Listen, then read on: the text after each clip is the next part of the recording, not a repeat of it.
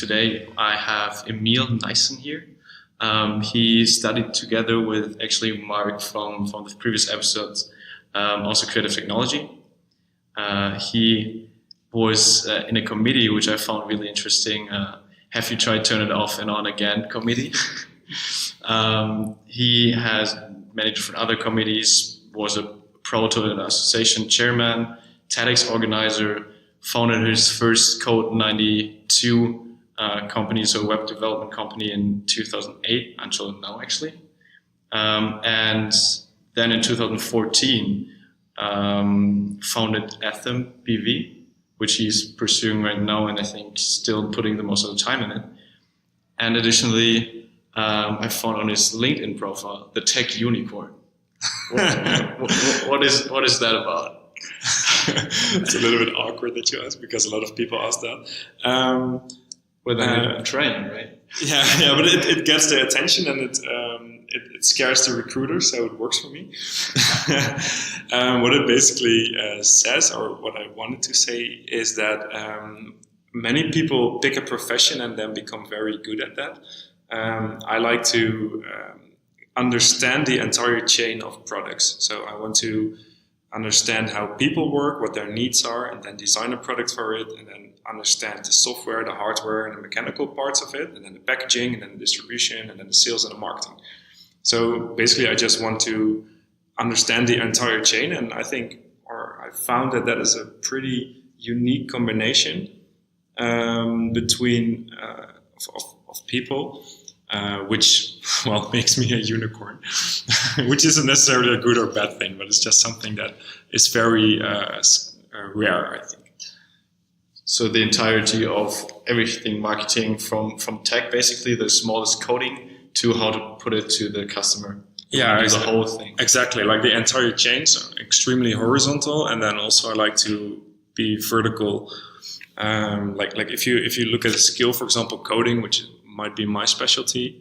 I really like to understand the high level parts of it, like the business aspects of it, but also I can really enjoy a conversation about how to optimize a small piece of code, for example, and then fit that knowledge somewhere in the bigger picture.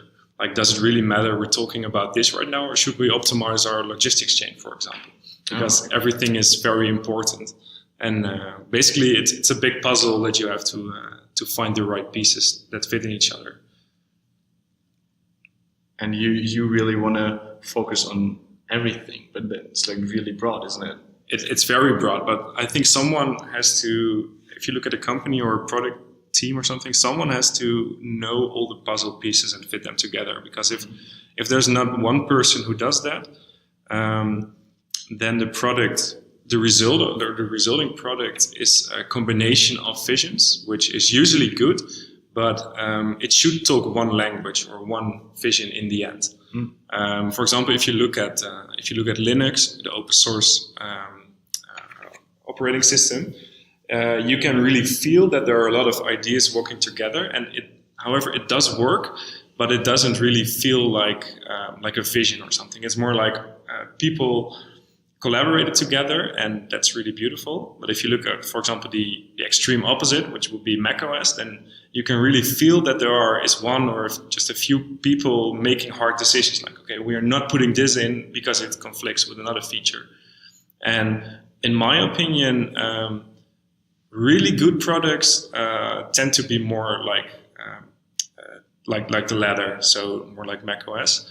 But I can also see the charm in the open source projects where everyone can work together. That's something else I really like doing. It seems that people have more possibility for their own creativity than macOS. It seems like really restricted, and Linux, and basically many people can put their creativity in and maybe develop even something additionally to that, right?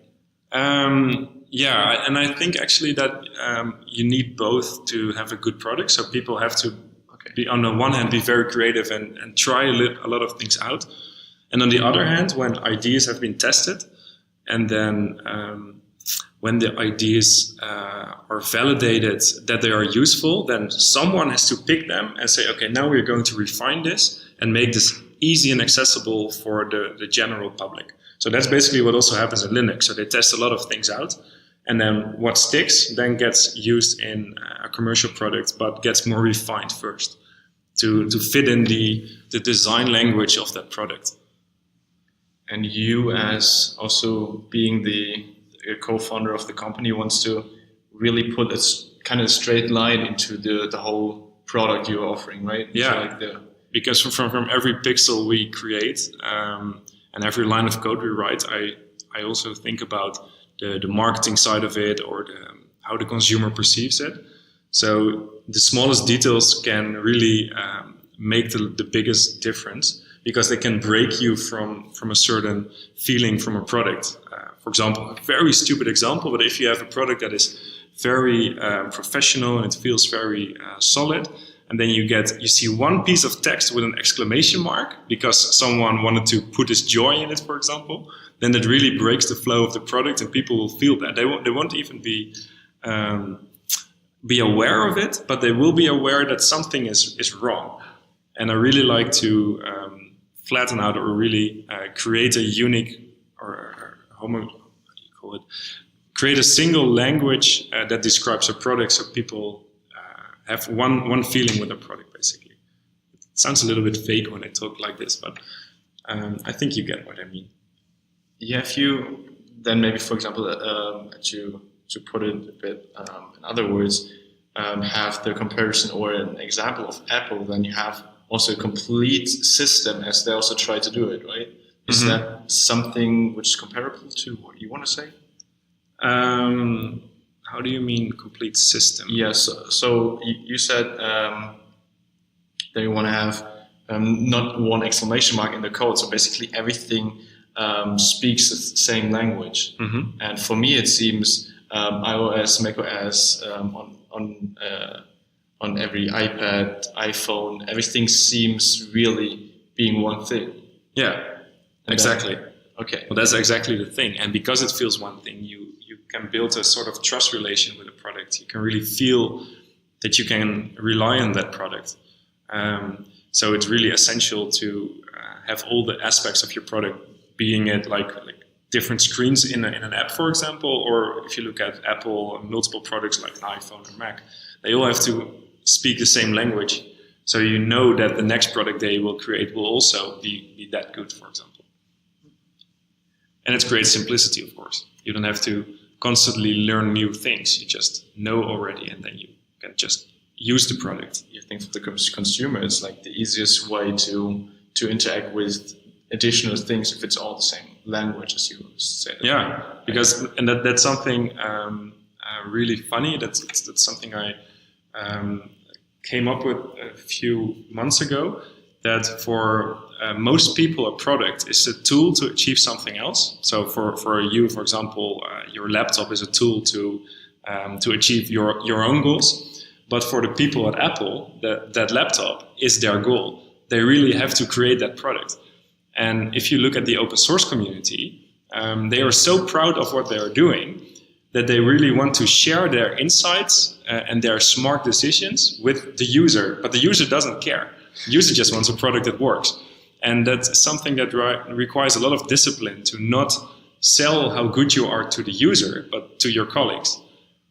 Because if the user has no idea how good you are, then you did the right job, because then the user can 100% focus on what they want to do and not be distracted by your product and all the features it has that you want to communicate.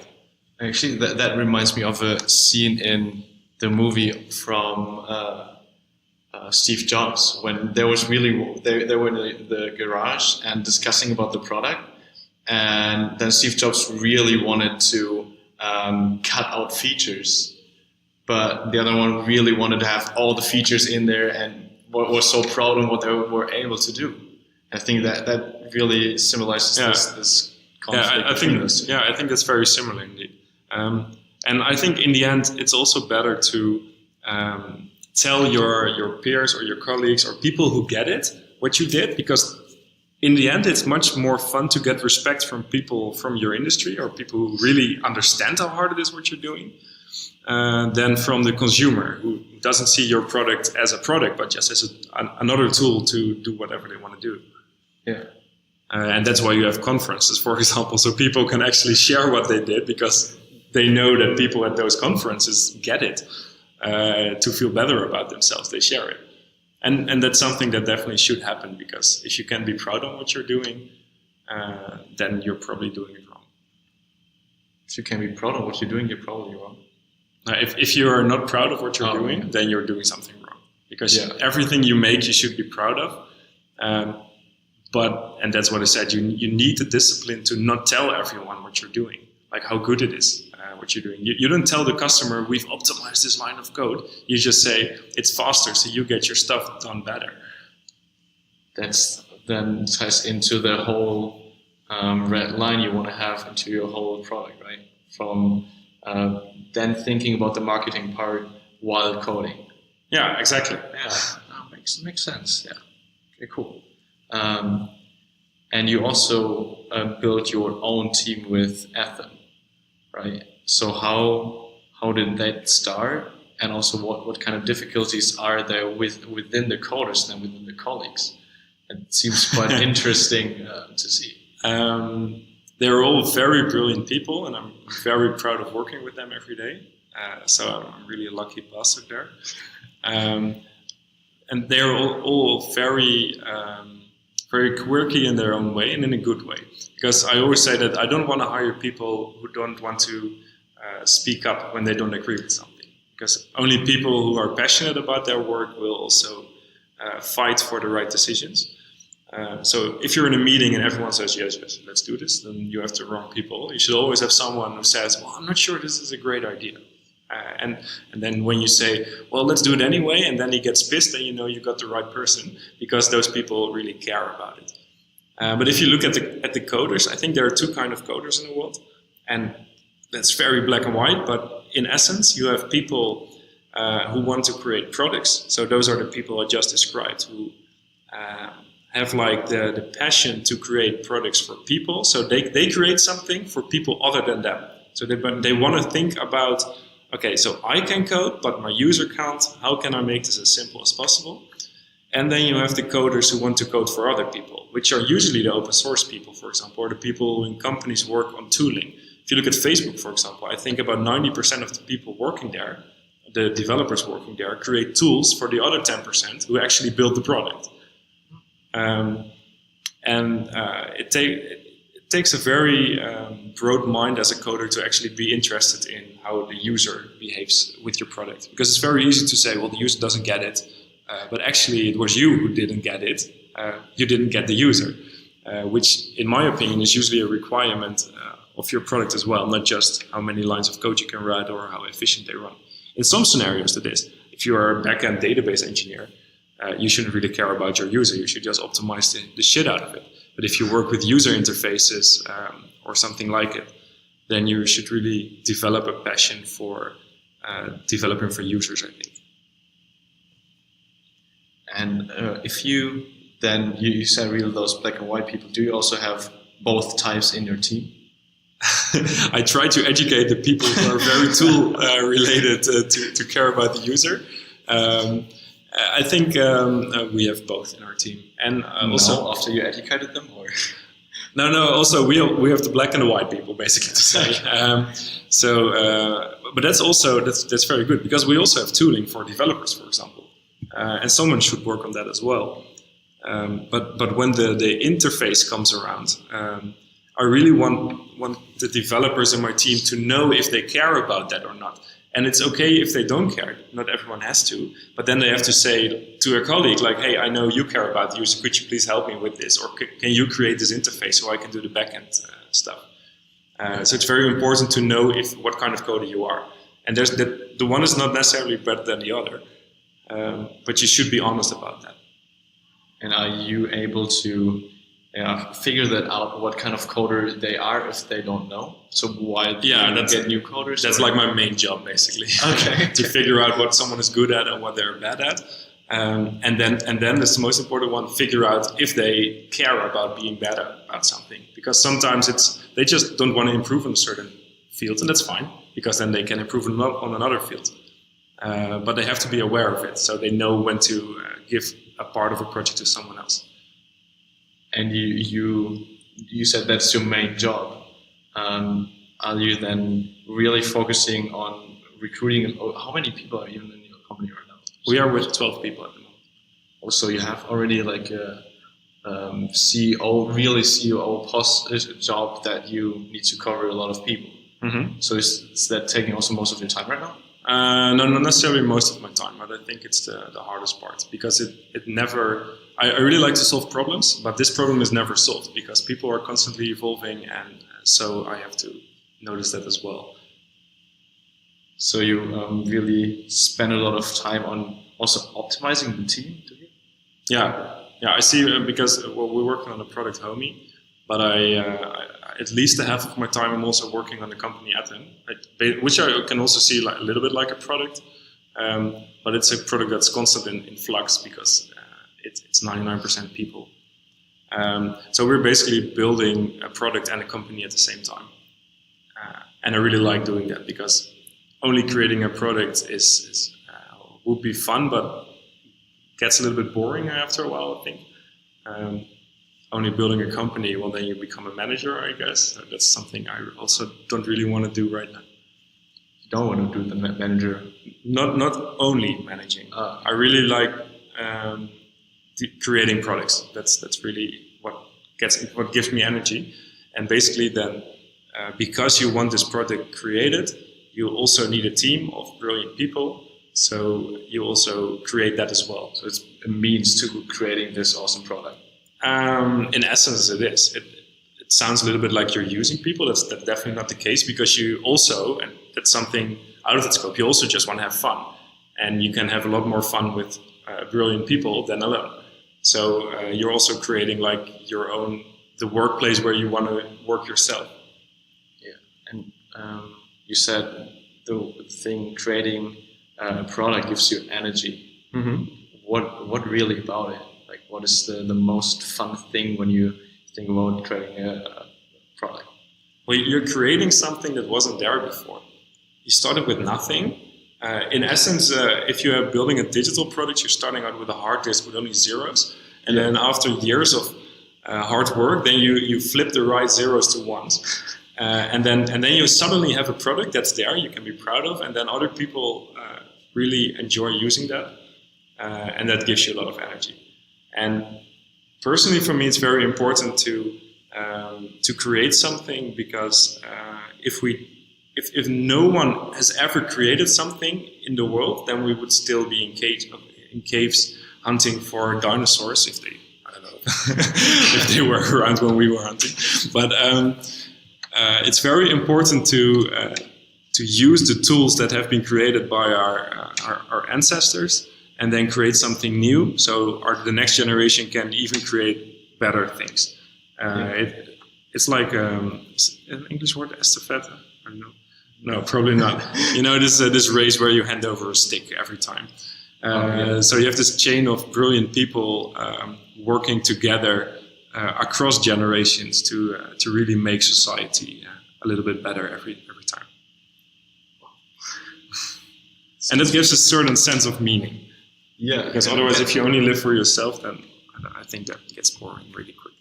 So you want these like bigger goal than just for yourself or maybe the people around you. So even bigger. Yeah, and we owe it because if you look at the luxurious life we can live now, we have that. We have that because of our ancestors worked their asses off to get here. So just enjoying life, seems very consumerism to me, you know. But you still really enjoy the life you do, right? Creating the product that just gives you energy. Yeah, and in my opinion, that's the best combination you can have because you're contributing something to society and you're having fun, so you're not wasting any time. Yeah, I also remember a couple of times actually when you run into our office and like, I have a new idea I want to show you right now. Also with your new light stripes. Yeah, Lexia, my LED strips. Yeah. It's like, you need to watch. Like, tell me your opinion about it. You're really enthusiastic about all the different things you come up with new ideas. That seems really, really fun for you. Yeah, it's still searching for the ideas that click with people. And I think the hard part is that the more you try to design good products, the more you kind of distance yourself from the regular user, because you become too observant about everything. So you can't really understand it anymore. It's a little bit like a movie maker can't see a movie like a normal person would. So he has to ask other people, how's this movie? Because I have no clue. All the time also maybe looking at websites we had made for Lensball Warzone. We looked at it like 10 hours a day, felt like it, and we didn't see any clues anymore, like what to change, what is the problem. You get completely blind. Yes, looking at small minor mistakes of some theory which should be done, but totally forgetting the whole picture of like, okay, what actually do we need? What is the most essential thing that customer needs? I don't know, for example, the web shop to purchase. Sometimes we forget those things, even if it's the most essential stuff. Yeah, and that's the hardest part, but also the most fun part to see yourself growing, I think. To really learn when to zoom in and when to zoom out.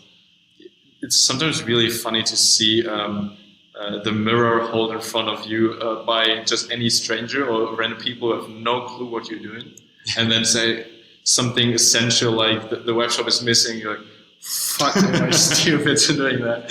How could I ever forget that? We forgot we were selling stuff. Exactly, yeah. You're only focusing on the design of the website, for example, and what is the most essential stuff? Yeah, we actually want to sell something.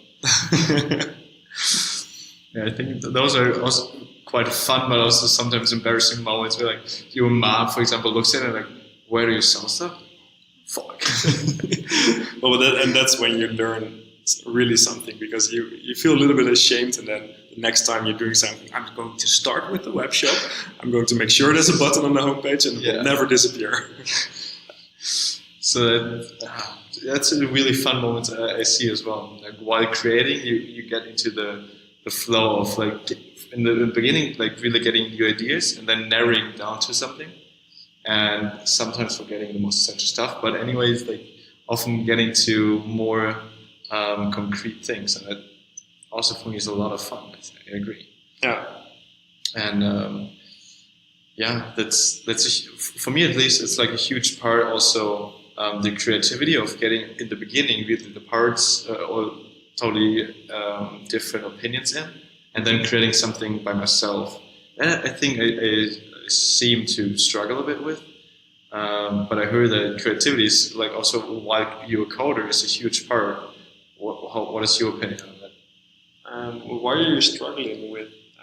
For me, it seems maybe to that I seem to not come up with so extraordinary or like different ideas than I already know. That is maybe the part I kind of struggling with. But then, if you don't know something, then why should you expect to have an idea about it? It's more useful to get ideas about something you already know, right? Just to improve upon existing stuff.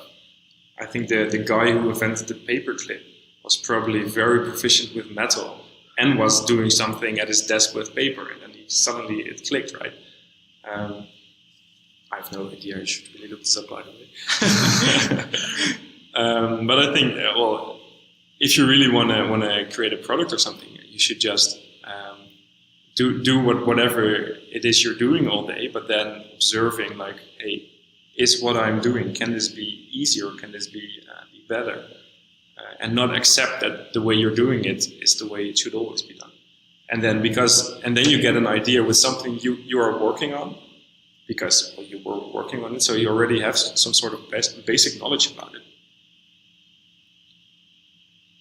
Okay, so basically what you say kind of about creativity is more like at first getting really the knowledge about everything, and maybe then connect something.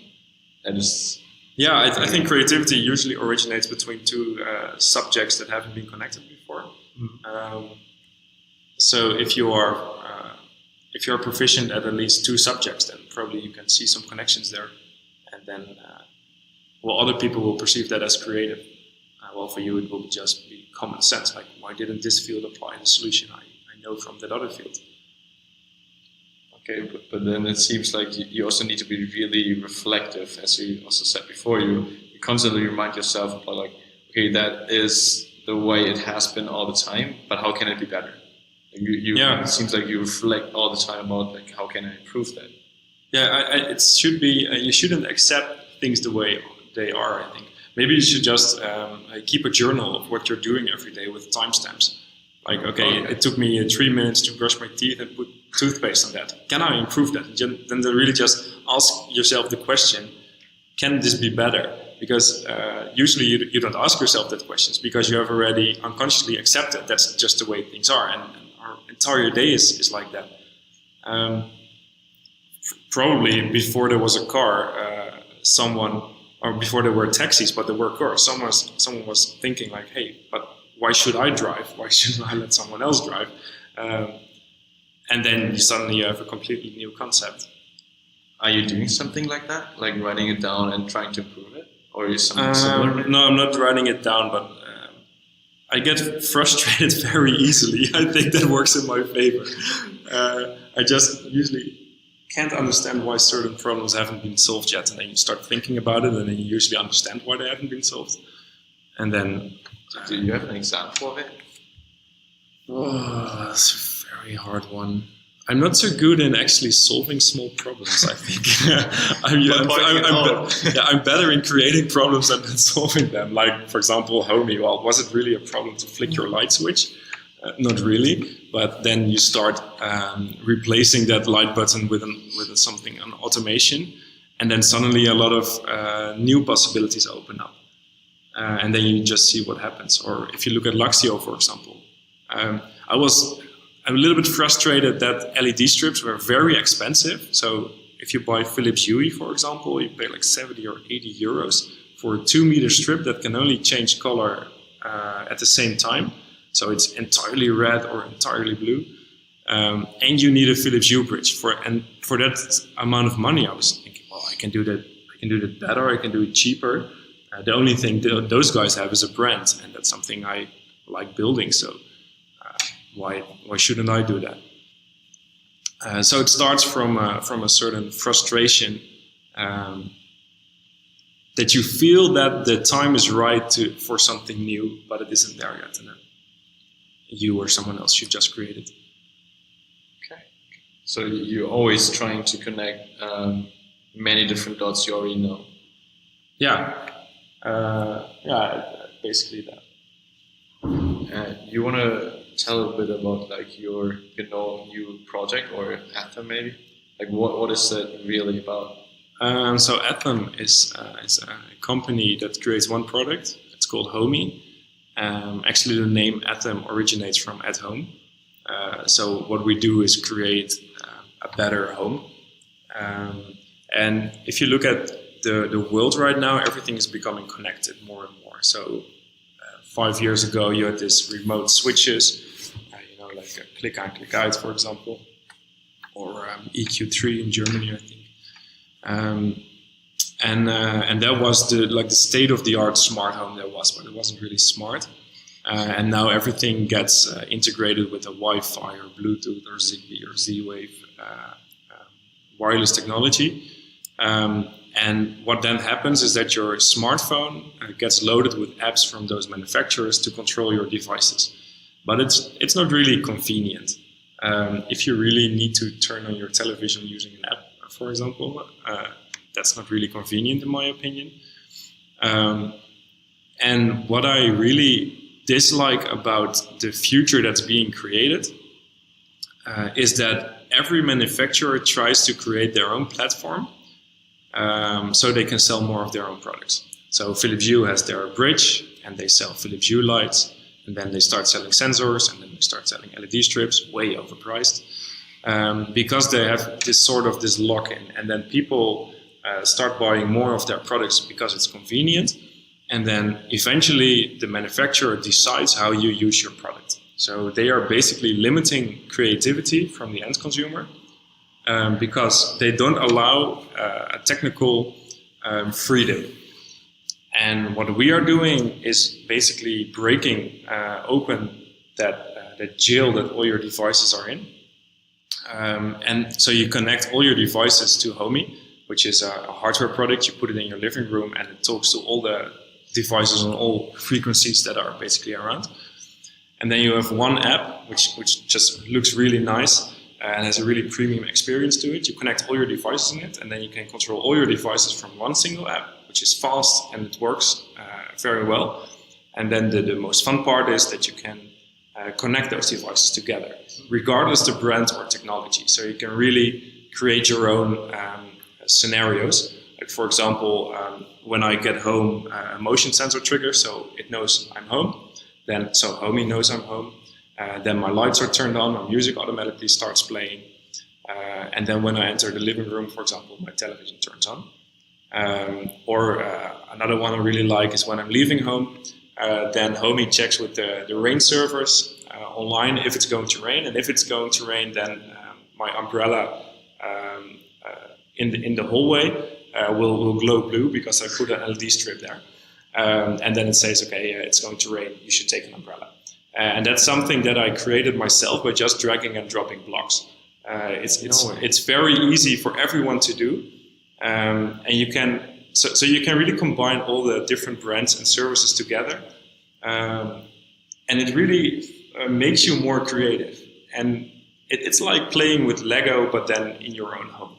Another one I really like is there are on the market these flood sensors, which are basically meant to send you an alarm when your washing machine has a flooding. Okay.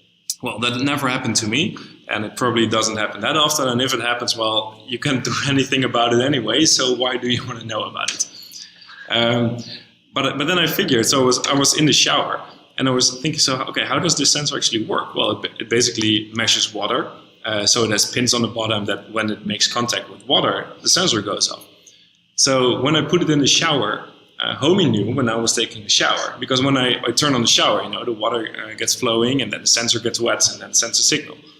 So now when I take a shower, the sensor goes off, but you don't really hear that or something. And then the music starts playing very, very softly at first. You have this sauna music, very zen-like. And then if it's morning, then my light there will simulate a sunrise. So it starts with red and then goes to yellow and orange. Actually, since a few weeks, I also have a Rituals perfume diffuser. The Rituals, the brand with all their oil that smells very nice. So now it also smells very nice in the morning. And that's how I wake up now. And that's something that everyone can do and come up with those ideas. Because if you just have a few smart devices, which don't really have to cost that much, then you can basically create your own scenarios and unlock the freedom of your own home by just playing with your devices. You all have that implemented in your home already? Yeah, my home is completely Star Trek. No way. Yeah, I think I have over 40 smart devices at my place. And those you just mentioned, are your most loved automations you have? Or what is maybe also the most useful one? What would you say? Definitely opening my curtains when I wake up. So I have this automatic curtains. Automatic curtains? Yeah, just curtains on the rails with a motor on it. But just 30 minutes before I wake up, they just slowly open. So I just wake up with natural sunlight, and that really improves the mood for the day. And of course, the most useful ones are also saving energy. So when I leave home, everything is turned off. I don't really have to think about it anymore. Did I let my TV on or something like it? It just turns off the moment I close the door, which saves a lot of energy. Wow, and you said 40 smart devices you have in your... Yeah, something like that. Yeah, because of course I can take everything home. We have at the office to test, right? To test, right? Yeah, duration test. If it all works probably together, and how long the durability is. Yeah, exactly. Do you what do you want as the next improvement of an automation in your house? What might be the next best automation you want to have? You have that already in mind? That's a good one. I think I have most things I like already, but let's see. I have entertainment already, so my TV turns on to the right channel and that kind of stuff. I think probably my washing machine. But the hard part about those devices is that they don't really do the wash for you. They just inform you when they're ready, and they turn on when it's cheapest. So when the energy is cheapest.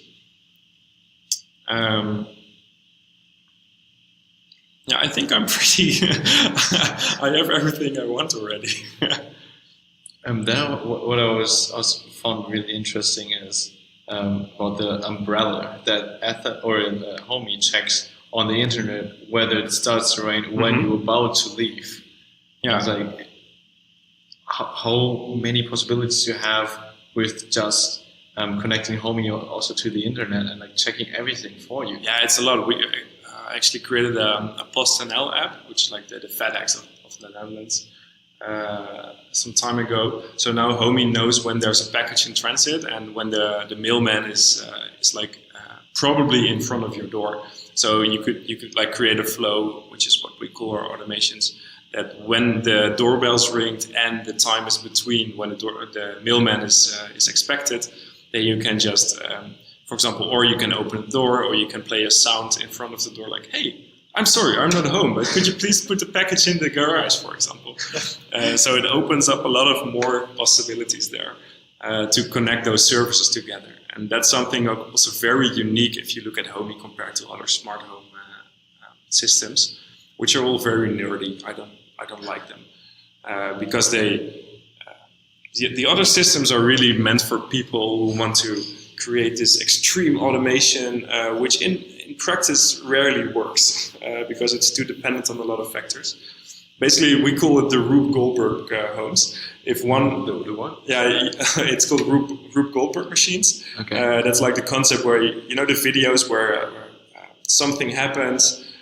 Like you have this marble who rolls and ticks to something else, and then that falls, because it falls, the water bottle starts rolling, and then everything is like an action-reaction. Those homes, in my opinion, are too complicated, and you should keep things very simple. And I think Homey is very unique in that we combine the smart home with the services as well, because that is eventually what people use every day as well. The flow and all the automations you mentioned, I mean that? Yeah, in combination with the services. Because smart devices connecting alone is really nice. And for example, you can connect buttons to the lights and sensors, etc. But in the end, most people use more services than they are using smart devices. So connecting those together really creates unique opportunities. Sounds almost a bit scary to have everything connected with everything. You don't really have to do anything anymore. Maybe like if the door opens if the postman is ringing and can put it in, or I don't know. You basically lie in your bed and don't have to do anything anymore. Isn't that a bit scary for you? I think in this current world you can also just lie in bed and work from your laptop. So okay, but like now everything in you don't probably. With maybe a small robot, you can also make yourself coffee, and the robot brings it to you or something. Yeah, we have integrated coffee machines. You just still have to get the coffee. Oh yeah, I saw it in the video of your website. Yeah. Really? But still, I think automating coffee is one of the most not so useful ideas because, especially if you don't have a bean machine, or for example, if you have an espresso machine, I have one at home, and I've made it talk to Homey. But you still have to put a cup in it, and you still, or like an espresso pad, and you still have to put a cup below it, and you have to make sure there's enough water. So it's a very manual action, and then after you push the button or let it do it automatically, like make me coffee, then 10 to 20 seconds later the coffee is finished anyway. So I really don't see a point in automating that. If you have a beans machine, for example, you could do it to wake up with the smell of coffee. That's something that people really like. Yeah, I guess so. Just in the morning, just yeah. So you just have to crawl out of bed to your kitchen and grab your first shot of caffeine. That's pretty cool.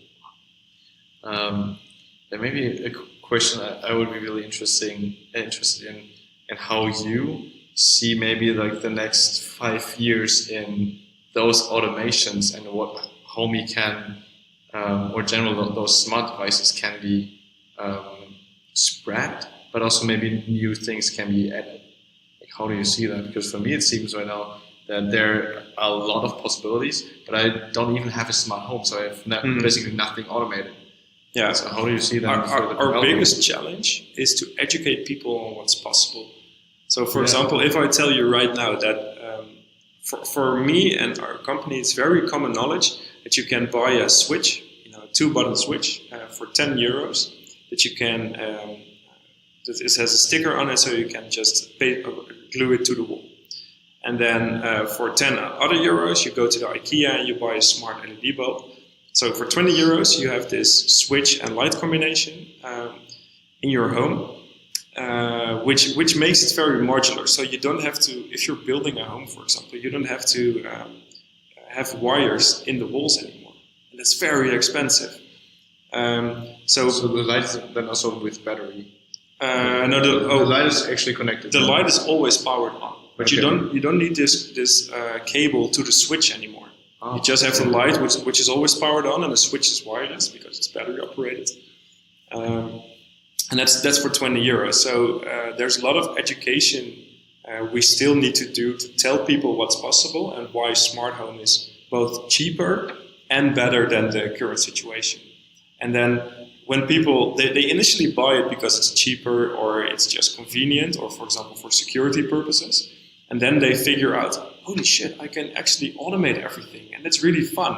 And then they created a button that starts, when they press it, the TV turns on, the lights turn off, and movie time starts. And they're really proud of that. And they want to show their friends that, and etc. And that's something we really have to focus on to show like the general public what's possible. And that's also something we are more and more investing in our software to make it easier.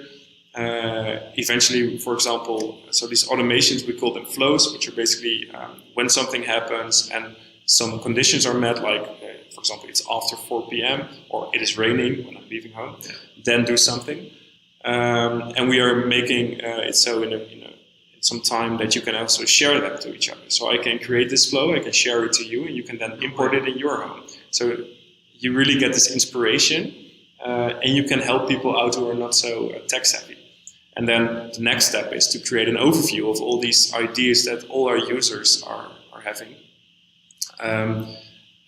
in sort of an inspiration category in the smartphone app. So you can see inspiration like, for example, teams inspiration, like World Cup, which was a few weeks ago, I think. Yeah. And then you get flows who are related to the World Cup. And then you get other flows like saving energy. And then you can see what other people are doing to save energy. So we really want to break open the world to make people start thinking in flows. And basically, that's why I really like doing it. Start thinking in possibilities and creativity instead of waiting for a company to create a product that solves a certain problem. Because you can already do it today with the stuff you already have. You just have to be smarter about it. Just to know about most things. Yeah, you just have to know about it. Also, wouldn't have known that with the switch and the lamp. It's like, yeah, and that's where we come in. We don't only want to build a product that connects everything. We want to actually show to people how amazing it is to do that. Basically, we want to create sort of like a revolution where what Spotify did for the streaming industry, when people finally used it, they were hooked. They really understood why it was better.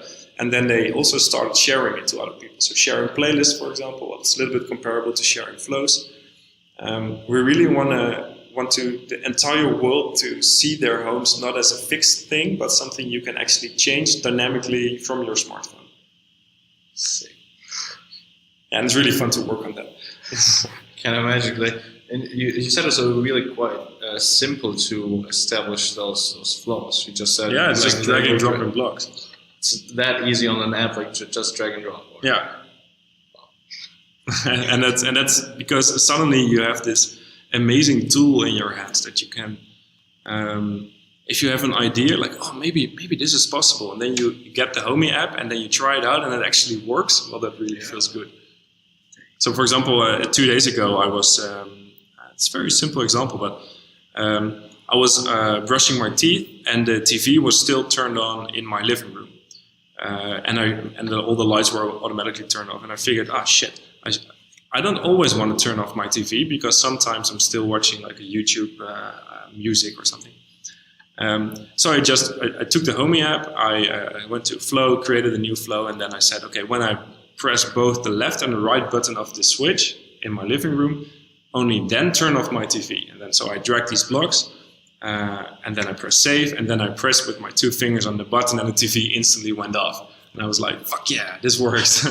And that's that feeling of magic. I want to spread that, because basically it's like a superpower, and developers have this superpower. They can create this stuff, they can code this stuff. But now we are putting this superpower in the hands of normal people. And I really can't wait to see what they come up with, because they are usually way more creative than developers. Yeah, and I can really imagine having a lot of fun creating those flows where, I don't know, walking in, TV turns off, and like getting on the couch, light dims, and like relax mode. Yeah. After work, that seems so useful. Kind of useful, but yeah, but it's not only that it's useful, but it's also every time it happens, you think, I created this. So you really feel very good about your own creativity, for example, and then you start thinking, what can I do more? What can I connect as well? Especially then with the feature of sharing it, I think it's super awesome. Like you then have a new one, you're proud on, like, okay, now I can, I don't know, have a popcorn machine that can automatically start when I'm about to start a movie, and you share with a friend, like, damn, I also need that popcorn machine. Yeah, exactly. So I really hope that the world will get this, and that's tough for us, because it's a very big challenge. Yeah. But my mission is complete when I'm just walking through an electronics store and people start asking, like, can I connect this with Homey? Then I'm completely satisfied.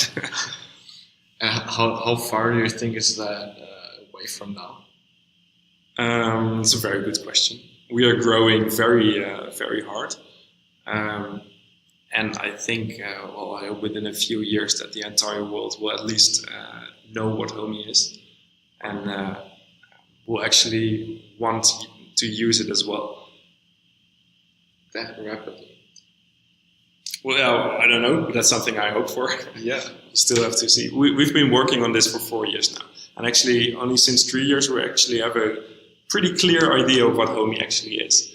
Because when we did the Kickstarter, you have a fake idea about what the product should be, but until you've used your own product, you have no idea if it's going to work or not. And now we finally have like a clear vision. Okay, so this is what it should be, and this is what we want to focus on. And what are maybe like some steps people would need to take in order to get some of the automations, or get at least like in the topic of having a smart home? Well, for first, just visit the website, TheAmbitiousloth.com, and we have a lot of inspiration there. So we've created videos about how this stuff works. If you go to our supported devices section, then you get presented a 3D home where you get a lot of products that you can buy that are connected. So if you don't know what to buy, for example, which light should I buy, you just go there and you see this beautiful home, and you press the light. Literally, it's just a light hanging there. And then you get presented a few options from cheap to expensive with their pros and cons. So you get a feeling of what you should need for the smart home. Seems pretty easy, actually. It is pretty easy, but you have to know about it. Yeah. And that's the hard part. Then maybe as like an ending question, or the last one, is I guess connected to the topic. What do you want to share connected to smart home, maybe? What people should keep in mind, whether positive or an advice for any bad things that could happen with it? I don't know if there are any. But what would you want to spread with that? In the context of a smart home? Keep it simple. Really, once you start creating very complex automations, then you probably won't understand it yourself anymore. And then when something doesn't work as you were hoping it would, then you get very frustrated. Because you should always remember that there are people living in a home, and people are by definition very chaotic. They do things different all the time. We have a few routines, but the rest of the time we're just doing something because it feels good. And I think if you keep things simple, then you can trust your smart home, because it shouldn't rule how you live. If the lights start turning off, basically to tell you it's time to go to bed, but you don't really feel like going to bed, there should be something to cancel that, or you should always have the feeling of being in control, I think. Oh yeah, if there's a flow automation, can you still counteract while just pressing on the switch? Is that also possible? And it really depends on what the actions of the flow are, because the flow executes immediately, but you can, for example, set delays. So you can say, okay, turn off the lights after 30 minutes, and then you can still cancel that, for example. But only with the app? With the app, yeah. Okay. So you basically almost the whole manual part of pressing any button completely diminishes. I rarely press buttons at home. It's just everything happens automatically, but then it's very essential to keep things simple. So you should be able to cancel actions if you don't want them to, or even better, just don't create actions that you might want to cancel. Just keep stuff very simple. And if people want to get connected or in contact with you or ask them or Homie or anything, how? Well, if you can Google Homie, we're the first hit on Google. So I also put that just in show notes or anything below there. Sure, that's fine. You can put the website there as well. Cool. I always say to people also who want to work at them, after I've given a speech or something at a conference, how can I contact you? And then I say, well, if you're smart, you can find out. And if you're not smart and they don't want to hire you, and then I always get an email anyway. So there's maybe not only for hiring. Yeah, that's true. But I think people will figure it out if they really want to. Maybe also make it easy that I find you easily. And yeah, that's true. That's why you have the link, right? Yeah. Okay, if you don't want to add anything anymore, then, or do you have anything? Not necessarily. All right. Thanks a lot for giving me the time. All right. Thank you as well. Sharing your great experience with Athel. I think it's a really, really great idea and gives so much possibilities and creativity, especially for me as well. If I'm not saying myself as not being that creative and just moving blocks, it seems like so simple. Yeah, it's very simple and very fun to do. Cool. And very addictive. So I want you. That's how you get them hooked. Yeah. All right. Yeah. All right. Thank you very much. Thank you. It's a lot of fun.